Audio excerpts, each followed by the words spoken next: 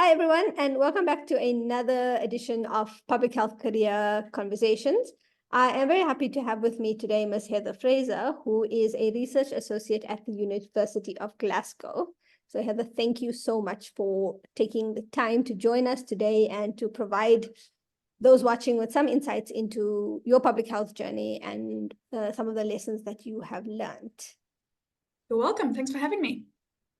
Okay, so as I've said to you, part of the rationale behind this series is to provide people into insights as to how someone decides to pursue public health, because for many people it is a postgraduate degree. Yes, there are undergraduate programs, but by and large it is postgraduate, and people come into it from different fields.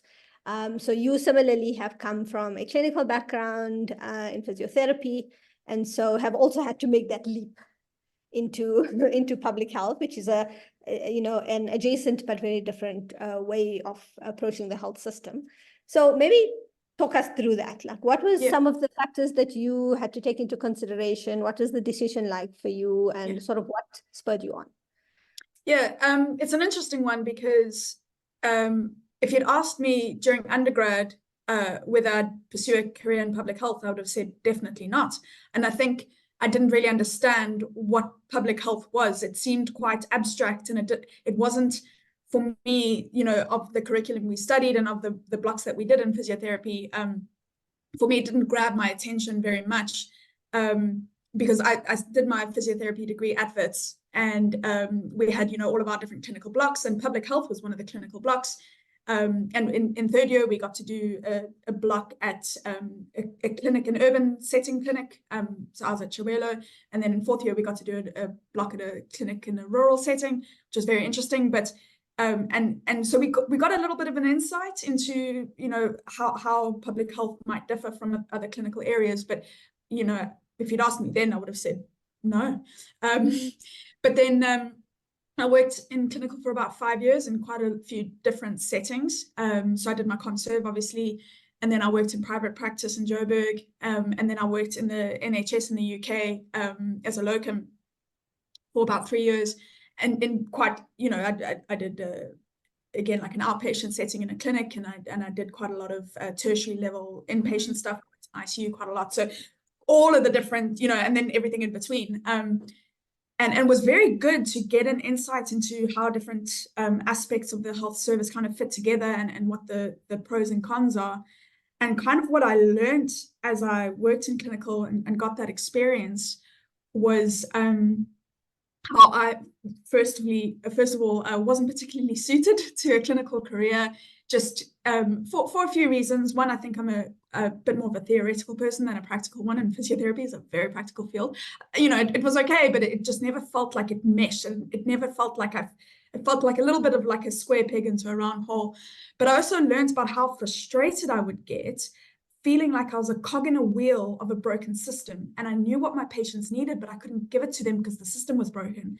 And it opened my eyes, also working in the UK, and this was back sort of 8 to 10 years ago, where the NHS was in a different place to where it is now. So now it is significantly worse. But back then, we had the perception in South Africa, particularly of the NHS maybe being like an ideal setting. So it really opened my eyes to, even in an ideal setting that had a lot more funding than South African public health settings had, how the system's still constrained what you're able to do as a professional. And I got frustrated. I kept feeling like I was hitting my head against a brick wall. And I kind of came to the conclusion that I would rather have a career working on the system than in a career being confined to how many patients I can see and do what I can. I'm very grateful that there are people that are willing to stay in a clinical career because we need that desperately, particularly in South Africa, but anywhere in the world. But it just wasn't me. And so I kind of kept my eyes open as to what I was interested in. I kind of, a bit of a process of elimination thing of like, okay, well, if a clinical career isn't for me, what is it that I'm interested in learning? And that's actually how I decided to kind of step away, is I found something that grabbed my attention. And again, it wasn't specifically public health. It was the MSc back at Wits in epidemiology, specifically the field of implementation science, which for me was a really nice bridging between the science that I was really interested in, I loved learning, I love the science of my degree as a physio, and that's kind of also what I missed a little bit working in clinical. The day-to-day gets a bit repetitive.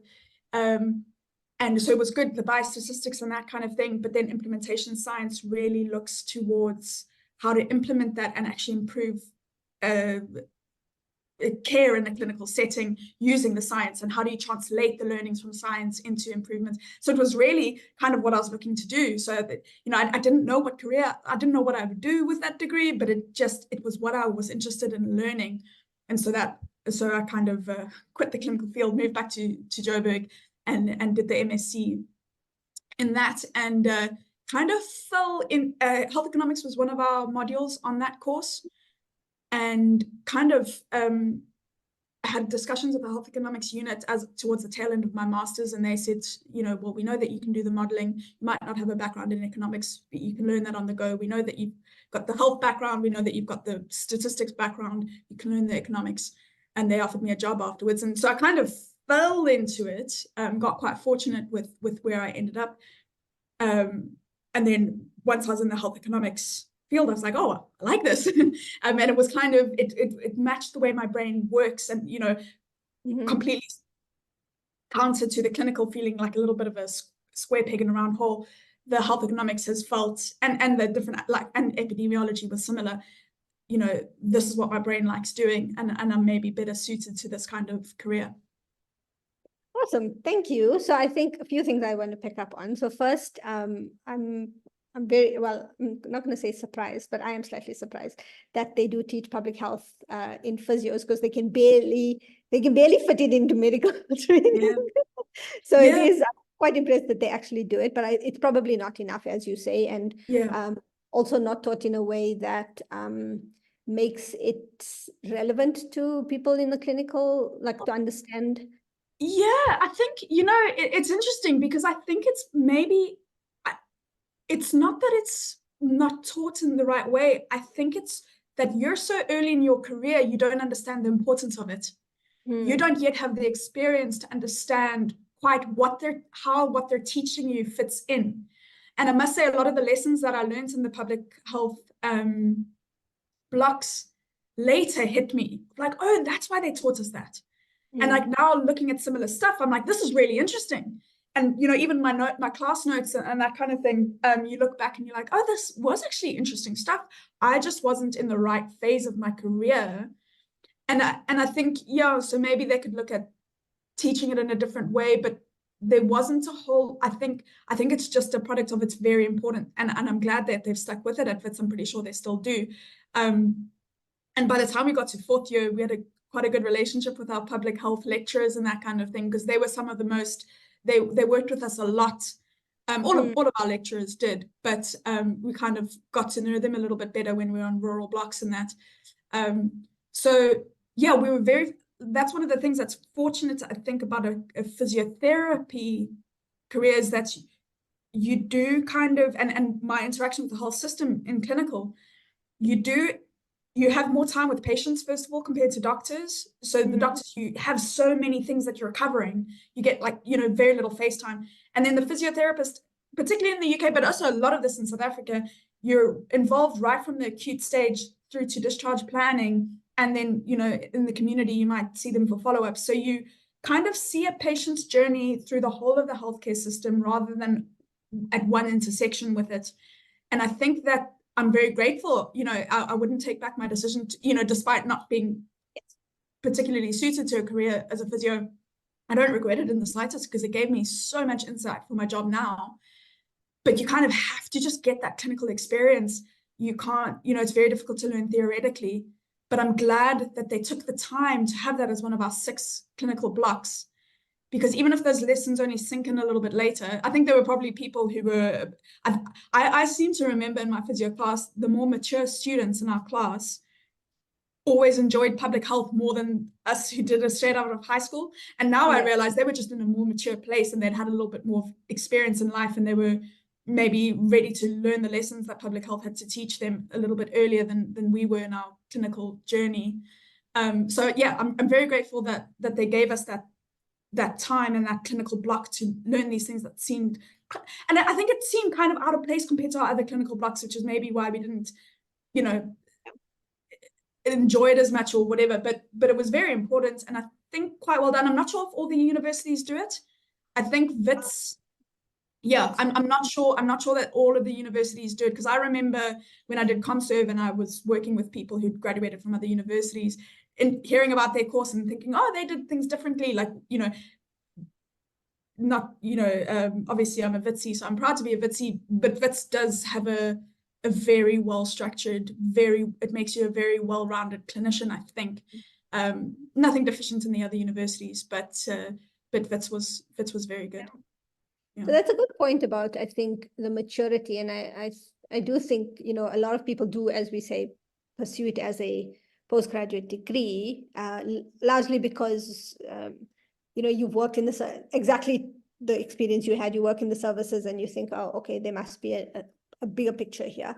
But I also do think, you know, just reflecting back on how I'm also Betsy, so how we were taught integrated medicine from the beginning. So you would do, you know, block on cardiology and you do everything around it. So the you know, the pharmaceutical side of it, the you know, anatomy, the disease condition, the pathology, etc. And I do think that, you know, public health, and I don't know if the curriculum is structured like that now, but I do think that that is that opportunity to concretize it. I think this tendency sometimes to make it a block specifically on its own may make it seem like it's separate, when actually you can teach those learnings earlier and also throughout, you know, from the same way we study in undergrad, right? You learn basic foundation principles and then you move towards, you know, application. And I think, you know, that is a potential way of getting there. But quickly, before I move on to just what are you doing now, can you talk more about implementation science? Because I think we haven't come across it in any of the interviews I've done thus far. And it may be something of interest to someone. It is also relatively newer field within public health, so many people may not be aware of it. So maybe if you, I know you've mentioned slightly what it is, but maybe if you can unpack it a little bit more. Yeah, sure. So yeah, it's kind of a newish field and gaining more and more traction, and more sort of larger research grants are requiring it as a part of the process, particularly with like clinical trials, because what we found, I say we as like the whole scientific community, is that, you know, research might find that a particular healthcare intervention is very effective, particularly in the clinical trial phase or in a specific setting. Even if it's a public health intervention within a setting, it's very effective. And then when you either try to scale it up to a full scale intervention or transfer it to another setting, it suddenly isn't as effective. And so implementation science, this is kind of a very simplistic way of looking at it, but it's the study of what are the factors that might impact the translation of an intervention, healthcare intervention, from either theory or a small scale design of it into full scale implementation. So what it's looking to do is bridge that gap between what we know is biologically and health-wise effective to actually improving people's outcomes in the real world. So its basis is in epidemiology. That's why it's part of the MS epidemiology at Wits anyway. Some other courses have it a bit separate, but because you have to understand epidemiology in terms of how to understand health at a population level and how you measure it and how you track it and how you understand disease, and before you understand what might be going wrong in our study of that in the real world. But then it looks at epidemiology, or it looks at healthcare outcomes in a slightly different way. So instead of looking at outcomes in terms of lives saved or, you know, blood pressure improvements or cases of X disease averted, you're looking at things like, is an intervention delivered with fidelity? In other words, is it staying true to how it was designed? Is the intervention acceptable, both to the people delivering it and to the people receiving it? Because maybe why the intervention isn't working is that in this particular context, actually, this intervention isn't acceptable. And so people aren't delivering it, you know, in the way it was designed, and there's a gap there. Or kind of is it sustainable? You know, so maybe with a clinical trial, there's a lot of impetus and a lot of, you know, force behind it. But then when you try and scale it up, well, maybe it's not so scalable. And then cost effectiveness is also an implementation outcome. It kind of, so there's this overlap between health economics and implementation science, which is how I came about kind of doing both. So, you know, maybe why an intervention might fail in one setting is that it's actually not cost effective in that setting, whereas in the setting where it was designed, often the global north, they have more resources at their disposal, and so it works. And then when you try and bring it to a country with less resources, well, it's the same intervention, but in that setting, it's no longer cost effective. So I don't know. Yeah, so it's basically looking at healthcare, but through a lens of different outcomes. And some people, you know, there's a lot of similar terms. So some people look at them as process outcomes. You know, there's a lot of debates and a lot of frameworks that you can use. A lot of implementation scientists thinking about the framework through which you can evaluate an intervention, and there's different phases of implementation. So different phases lend themselves to different implementation research questions. So there's a whole big field of it, but that's a small and natural as I can make it. Okay, thank you. That's I think that's a really great explanation. I'll be honest, I didn't really understand it myself until you explained it. But I'm glad you brought up the point around clinical trials, because I think for someone who is thinking around public health, a lot of people, the clinical trial space is a nice articulation between clinical delivery and, you know, public health research. And then this is another lens to it. So if somebody's interested in the rollout, or as you say, implementation of any intervention that has been tested in a laboratory or sort of as ideal setting as you can get, it actually is really interesting. And you know, if one thing you will learn in public health is that populations differ vastly from each other, and so you can't even predict that in one city the same population will have similar uptake of an intervention, for example. So thank you for that. I think that will probably be very interesting for anyone who's watching, who's thinking, you know, what are some of the other possibilities within public health. So we're going to go now to your sort of current work. You are working as a research associate in Glasgow, and you are doing more health economics type work instead of implementation type work. Maybe just, walk us through. You don't have to tell us exactly what the projects are, but what are some of the type of things that you are involved in, like broadly in subject areas? So my health economics is a very broad field.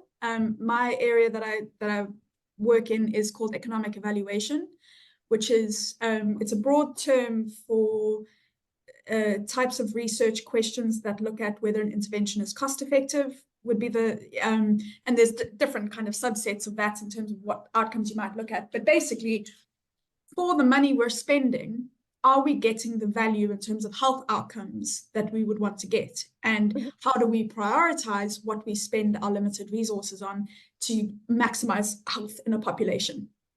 So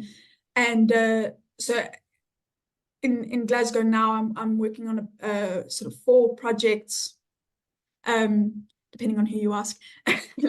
But most of them are what we call economic evaluations alongside clinical trials.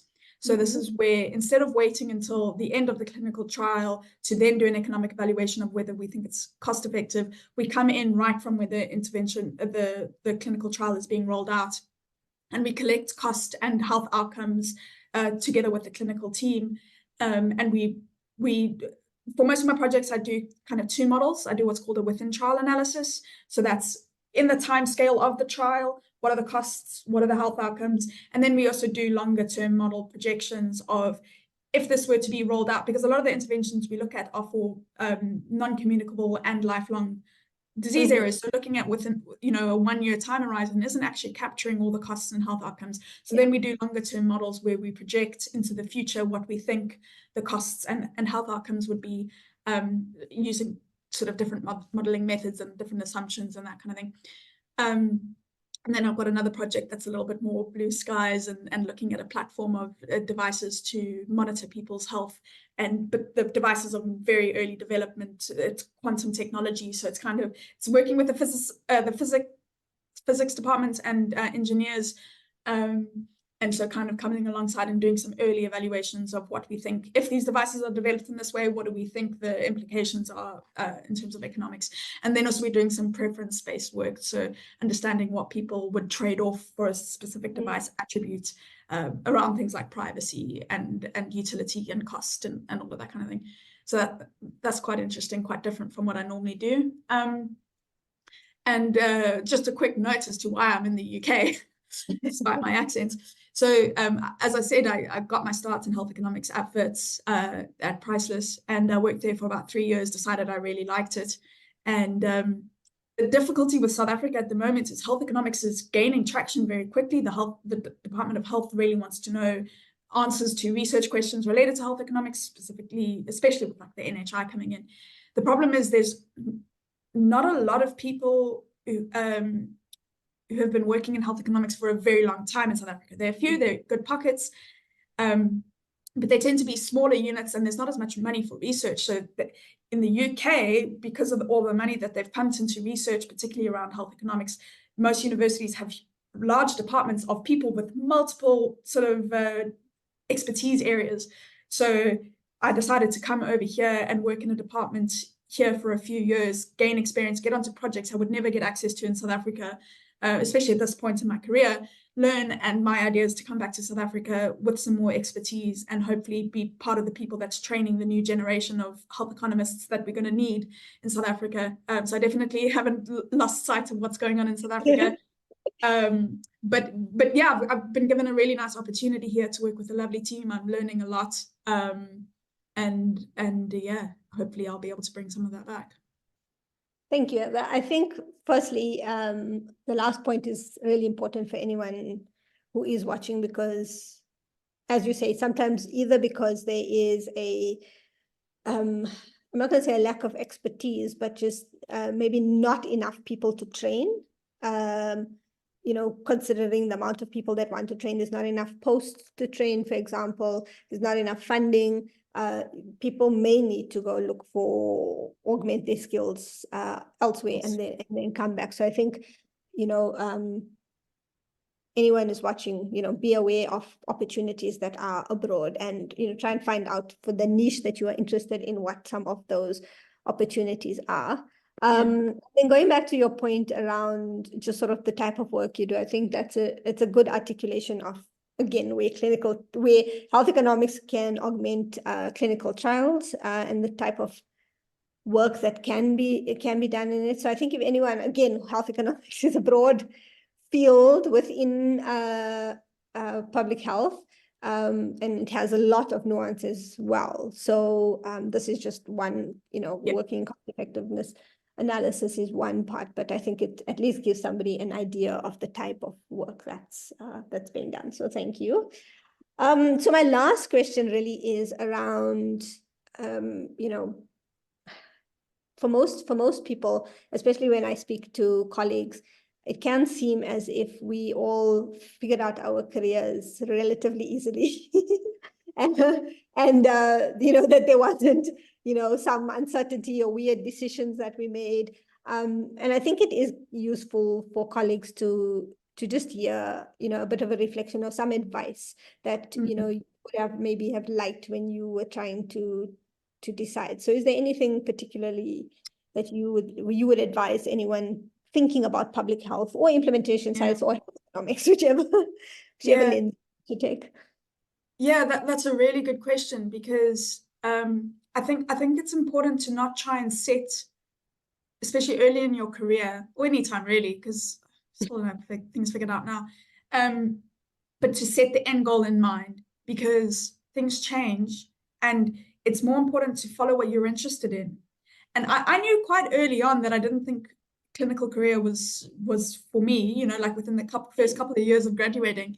But it was a good job and I was interested enough in it, and it was fine. And I said to myself, I remember this, it might have been advice given to me, give yourself 5 years,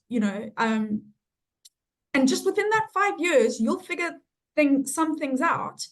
And, you don't even know what you need to figure out, but just give yourself some time early in your career without rushing and thinking that like, oh, if I stay in a job a year too long, I'm wasting time. It's never a waste of time. You're always going to learn something, whether it's learning about yourself, whether it's learning what you don't like, whether it's, there's no, maybe if you're hitting a dead end because you're not able to find employment, okay, well, that's a reason to change early. But if you're in some kind of job, there's going to be value from it. And just give yourself some space to learn and figure it out, because like I said, sometimes it's a process of elimination. And then just follow what you're interested in. Don't think about, oh, well, this master's is more prestigious, or this, because initially when I was as a locum in the NHS, I looked at master's programs in the UK and I applied for a couple, but I could never afford the international student fees.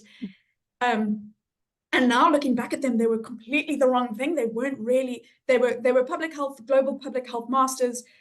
But when I saw this one at WITS, that was the BSc in the epidemiology and the modeling, I knew, I was like, that is what I want to learn. That is what I'm interested in. And, friends and family kind of said to me, first of all, are you sure you want to move back to South Africa? And I was like, well, yes. The time I definitely didn't want to spend the rest of my life in the UK. It's fine, but it's not South Africa. And second of all, they said, okay, well, you're quitting your full-time job to do a full-time study and master's. I was very fortunate to get a scholarship that allowed me to study full-time. And a lot of them said, it sounds lovely, but what on earth are you going to do with it? And I was like, well, I'm not really sure, but I'm interested in it. And I'll figure out something. And if not, I can always go back to my clinical career. If you train as any kind of healthcare professional, it's great because you always have a fallback of a good career. And so it gives you some space to think, it takes the pressure off. You've got something to work with. And I know we have all these ideals of like, you've got to figure out what you're passionate and do that and only do that. Well, yes, that's nice. But sometimes working in a job that you don't absolutely love teaches you a lot. And I know it certainly did for me. And so I did this master's. And again, I didn't really know what the end game was. All I knew is I was interested in it. It was teaching me stuff I wanted to learn. And it was getting me closer to what I wanted to do. I knew that I wanted to work on the system and make things better. And this was all about looking at how to make healthcare better. Okay, that's what I'm interested in. So I did it. I didn't know what the end game goal was. And again, I got quite fortunate falling into the health economics. But I think that sometimes happens if you follow what you're passionate in, and if you follow what you're interested in, you'll naturally work harder and seem more interested, and those opportunities you'll find along the way. And I'm making it sound very idealistic and easy. It isn't, and can be a bit uncertain. But if you're interested in something, you'll always kind of find the next step that, okay, well, after this, that path seems more interesting. I'll go with that. And even now, I don't know if my whole career maps out. I know that this is the right place for me now for the next, say, 2.5, 3 years.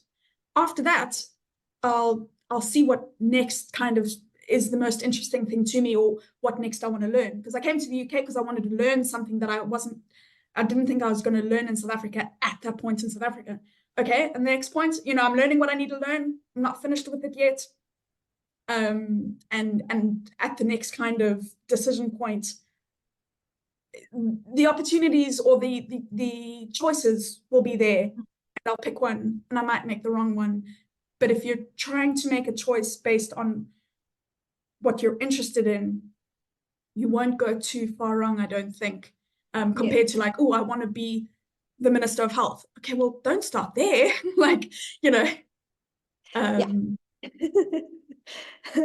Thank you, Heather.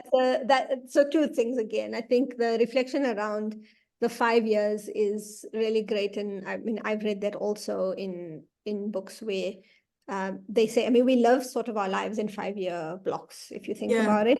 You're in school for 5 years, you do a university degree for about 5 years, so 5 years is a good amount of time for you to actually do something meaningful, but not so long that you get into a rut.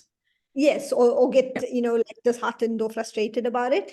But also, as you say, some people know yes, I want to be the Minister of Health. Some people don't. And so give yourself, if you do have a beacon that you're heading to, great, but even that you can't plot for 20 years time. You gotta work for now.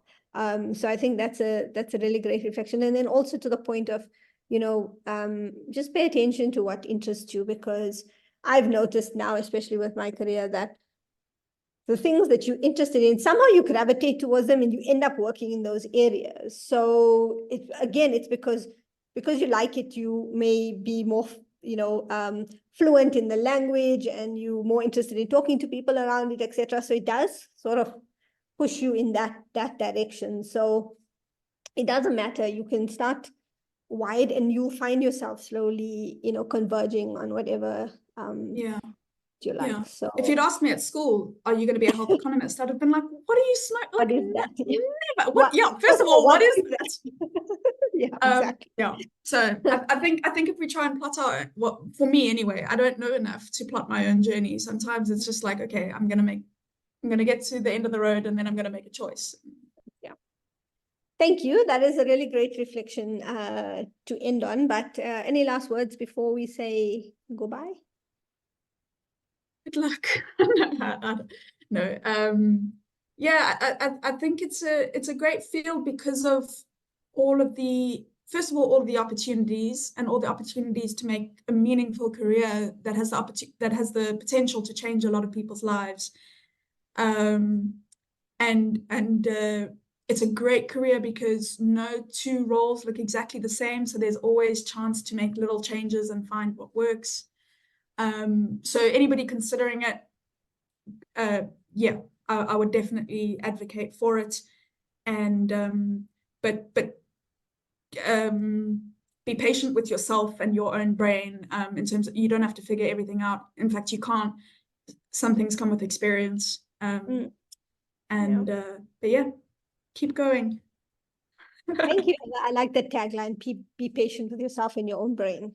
I think really good reflection to end on. So thank you so much for taking the time today to have a chat with me and provide some insights into not only your journey, but into implementation science and health economics. And excited to see in 2.5 years' time what happens. Keep us posted. I'll keep you updated. Thanks, Heather. Have a good day. Bye. You too. Cheers. Bye.